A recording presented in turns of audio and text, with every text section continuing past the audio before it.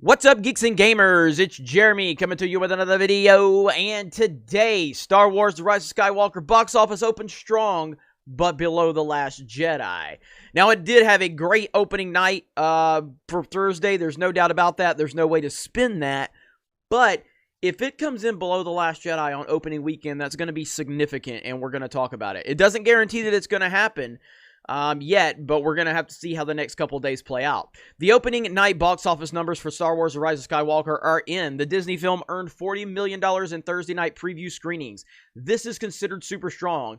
The fifth biggest preview night in box office history, and the film is on its way to at least $200 million for the weekend. But that haul is below the last two Skywalker saga films. By comparison, 2015's Force Awakens had $57 million on its preview night, and 2017's The Last Jedi had $45 million, according to ComScore. Non-saga titles, Rogue One had only had $29 million, while Solos had $14 million. So, I don't know what to make of this yet. What we're really going to look at, okay, so The Force Awakens, and I don't have the specific numbers on me. The Force Awakens had the biggest opening weekend of all time.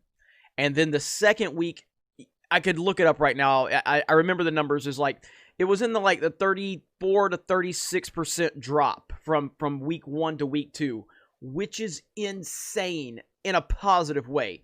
When you break the opening weekend and then you only drop in the 30% range for your second week, that is absolutely ridiculous.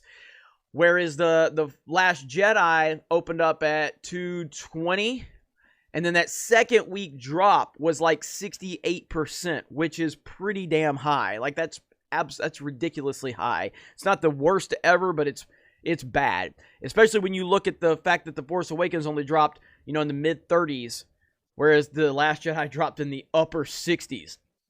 So the opening weekend for the Rise of Skywalker is going to be significant, but that second weekend drop is where you really start seeing how much of the audience was retained, how much are people talking about it in a positive way.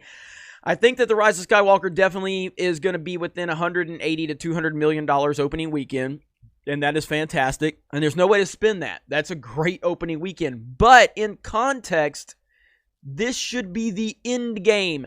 This should be Avengers Endgame level.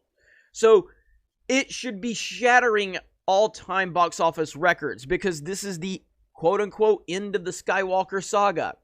So the fact that it only pulled $40 million in, I mean, again, you can't dispute that it's a huge number and it is massively high.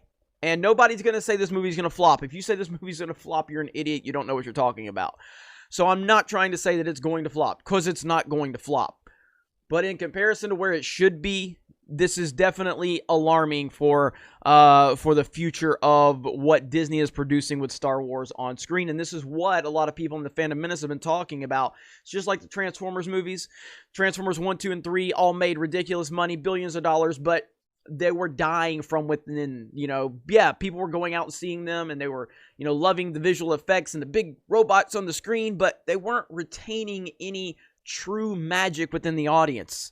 And as you saw, Transformers 4 and then 5 just fell off the map, and then we finally got a good Transformers movie in Bumblebee, which I very much enjoyed, but nobody went and saw it because you had already ruined the franchise, and I feel that's what's happening with Star Wars right now.